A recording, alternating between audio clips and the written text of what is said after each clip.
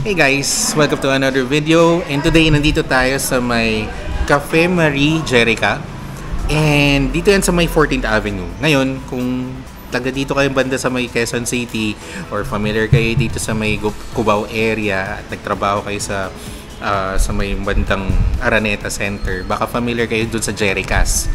Jerica's, ang nangyari dyan before is, ang nangyari dyan is nagsarado si Jerica's. And they changed the name to Cafe Marie or Maria Jerica.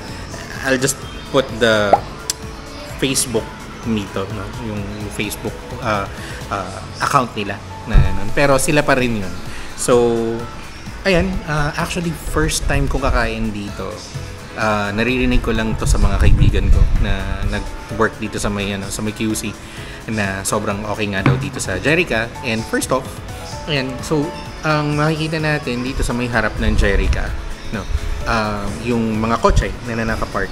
So ang parking niya is side street parking. So kung maghahanap kayo ng parking spaces na like private spaces or kung meron silang dedicated parking spaces, wala silang dedicated parking spaces. Dito lang sila sa may tapat mismo ng store nila, which is already street. So kung magpa-park ka, ayusin mo lang yung pagkakapark para hindi ka nakakasagabal sa traffic. Ang hindi ko lang alam, since gabi na ngayon, ang hindi ko lang alam kapag ka morning or afternoon, baka mamaya may towing dito. So I'm not sure dun sa information na yun. So kung kayo, familiar kayo dito sa may Jerica's, at yung kung pwede ba talaga mag-park dito sa may harap or baka mamaya matow na lang bigla yung mga kotse ng mga kumakain dito. So yeah, that's the other part. Second, again, location 14th Street or 14th Ave dito sa may Quezon City. Medyo kung sakaling hindi ka gagamit ng Waze or ng Google Maps, be mindful lang kasi merong mga one-way, karamihan dito one-way street. So I suggest kung pupunta kayo dito, you use Google Maps or use Waze para lang sure, no? Alright, and then third, yan, pricing. Yan, nakita nyo naman yung prices sa sa menu nila. Yung pizza na in order namin is 140, 12 inches yun, 8 slices. Itong burger na in order ko, this is a double cheeseburger.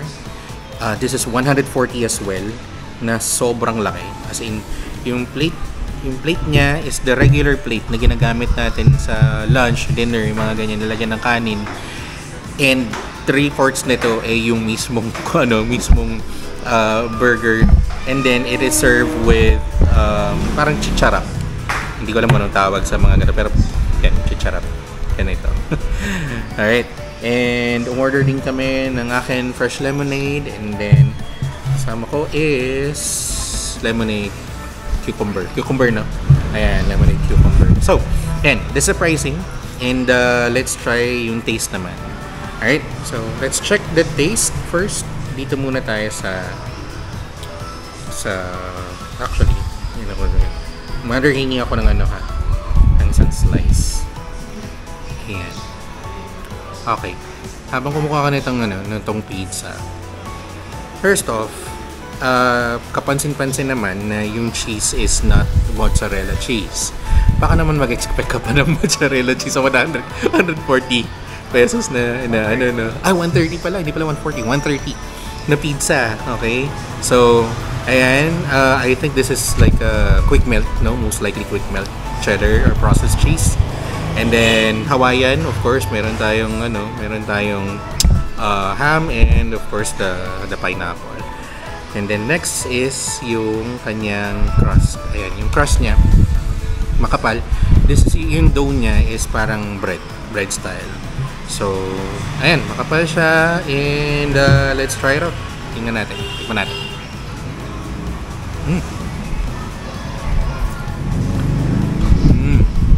Okay. Cheese, hindi naman tinipid sa cheese. Actually, masarap yung cheese niya. Kung hindi ka naman maselan sa mga cheese, or okay naman sa'yo yung parang grilled cheese na pambahay, kumuha ka lang ng cheddar cheese, yung Eden cheese, mga ganun, grenade mo or quick melt, mga ganun. Ganun tawag dito. in-oven mo or in-toaster mo, yun, ganun yung style. Creamy and cheesy. Yung tomato sauce hindi masyadong lasa, pero kahit pa paano may hint. Yung dough is, again, it's like a bread. Siguro ito yung mga pizza na katulad yung sa mga Cyrus. Yung Cyrus, ano pa ba? Basta yung mga pizza na pag binili mga around 90, 100 pesos per box na medyo maliit. Ito kasi mas malaki, so this 130. Still, sulit na sulit. Kung gusto mong kumahilig ka sa pizza, ayaw mong gumastos ng malaki, ito, okay na okay ito. So, Jerica's or sa Cafe Maria Jerica. And this one's good. Ayan. Oh. Next. Ayaw nyo maniwala na malaki yung burger. Ayan, malaki siya. Ayan. Let's try. Nabuhatin siya.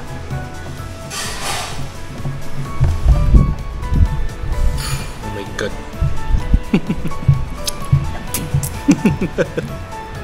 Easily 250, 300 grams. Ayan siya. So double patty, of course. You have the cheese, you have your tomatoes, you have your pepino, you have your lettuce. Ayan, tapos meron siyang ketchup, you have your mayo. And yung tawag ito, yung patty niya looks like literally beef patty na hindi naman mukhang processed. Kasi malaman mo kung processed is yung parang perfectly circle na na patty. Ito, and meron siyang mga char sa gilid. Yan, charred grilled yan. So, freshly grilled naman siya.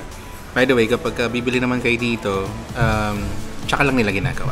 Okay. Nasaktuhan lang din na pumunta kami ngayong gabi. This is Saturday night, walang tao. Or baka wala pang tao, baka mamaya pa. It's just 7 p.m., 7:30. So, yun. Alright, let's try. So, mukhang hindi ko siya matatry ng isang kagatan. Let's try. Cheers! Laki! Oh, good.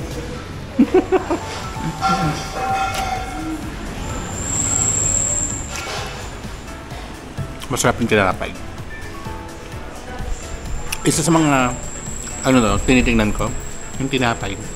Actually, kaya gusto ko yung banwich ng Dunkin Donut.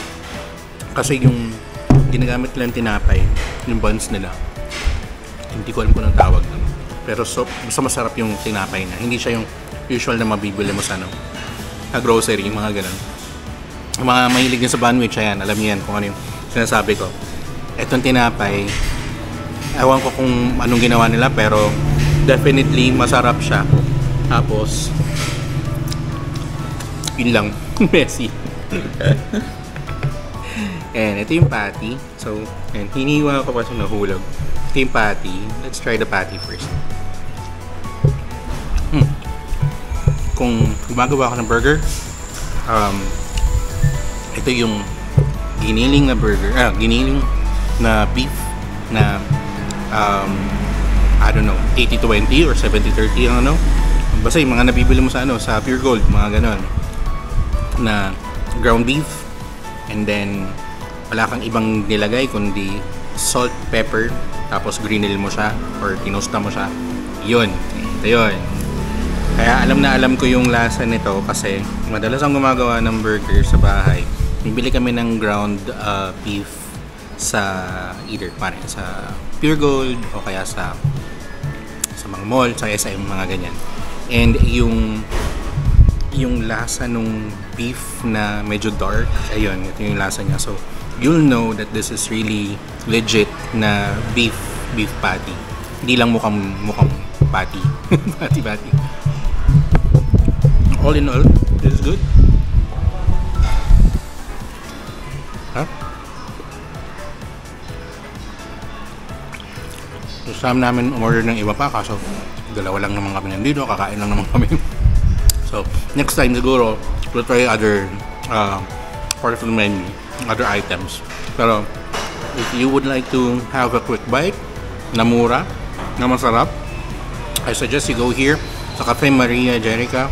Again, I'll put the link their Facebook if they do have one. I'm not yet sure. Lagay ko yung screenshot ng Google Maps para makita nyo rin. And kung sakaling magdadala kayo ng sasakyan, be mindful with the parking kasi nga, again, side street parking siya. So yun, kain lang muna kami. We're just gonna enjoy our dinner. And tara, kain tayo. Alright guys, so tapos na kami kumain. Actually, hindi na namin naubos. Sa akin hindi ko naubos. Gutom pa ako nito. May 3 sizes pa ng pizza. As in, malaki talaga kasi yung serving niya.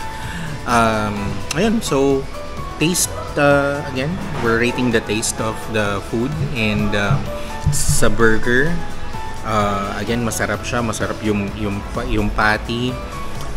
Fresh yung lettuce, yung tomato, yung cucumber, tomato ketchup, mayonnaise, and yung, of course, yung tinapay malambot. So, okay na okay siya sa akin. For me, the burger is 9 out of 10. 9 out of 10. Bakit hindi 10 out of 10? Wala siyang fries. Hindi, joke lang. Ano siya? Messy kainin. That's one. And probably, for me, I prefer yung medyo mas toasted pa na burger. Siguro ano lang siya, per request, kung gusto niyo mas toasted yung patty, kung kayo ganon, or medium rare kayo, yan, or yung mismong buns kung gusto niyo toasted, and yan. Sa pizza naman, this is yung pizza, yung parang, again, yung mga katulad ng mga Cyrus pizza na nakikita nyo sa mga labasan, mga ganon. But then again, the size is huge, pero given the price point at 130 for this pizza, this is a 9 out of 10 as well. And 9 out of 10 as well. For the lemonade, ubos na. It feels like it's a freshly squeezed lemonade. I didn't see how they made it, pero it feels na yun nga, freshly squeezed. Masarap, hindi siya ganun kaasim, hindi rin siya super tamis na parang feeling mo powder na lemon yung ginamit. So for the lemonade, I'll give this a 9.5 out of 10. Right, so ayun. With regard to the taste, okay siya, masarap. Especially kung i-base mo siya sa price point na 140, 130. I think may pinakamahal na, parang ganito na yata yung pinakamahal na nakita ko 140, 130 na price range dun sa menu. They also serve pasta, they also have appetizers, salads, they have rice meals, ang dami. So kayo, kung if you're looking for very affordable very affordable na food and decent yung lasa, I highly suggest you go here at Cafe Maria Jerica. If you're not familiar with it, again, you can search the store sa Google Maps or sa Waze. And again, just take note of the parking spaces kung magdadala kayong sasakyan. Kung hindi naman, much better. Alright, so ayun lang guys. Salamat sa panonood ng another video.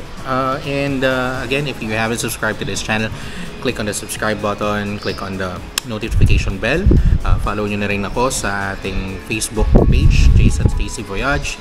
And also, kung meron kayong iba pang mga kainan na gusto nyo ma-review natin or matikman, please let me know, comment down below. And yun lang. See you again to the next video. Peace out. Deuces.